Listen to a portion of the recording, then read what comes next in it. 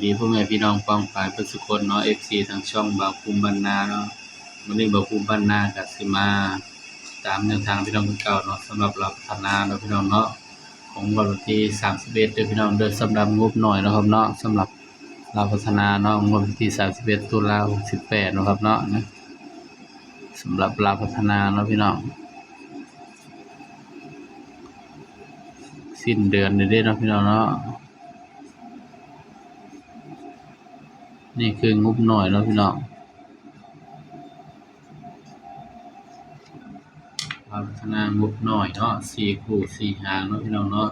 4คู่4หางเนาะพี่น้องตัวเลขก็ให้เพื่อเป็นแนวทางเลยครับเด้อมีเข้ามีหลุดเนาะพี่น้องเนาะมักก็ตามมักก็เลื่อนผ่านเนาะพี่น้องภูมิก็ให้เพื่อเป็นแนวทางเท่านั้นเนาะครับเนาะสำหรับศูนย์งบหน่อยเนาะสำหรับเด่น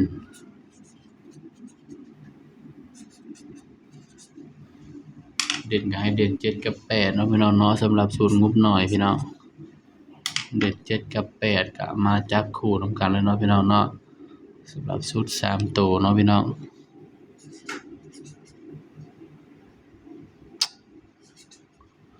ใส่พีชเนี่ยพี่น้องนะชุด3ตัวเนาะ480แล้วก็4จับคู่นำกันเลยพี่น้อง75 76 85 86พี่น้องให้4คู่4หางพี่น้องสำหรับแนวทางลาวพัฒนาเนาะ4ตัวเด้อพี่น้องเด้อนี่4คู่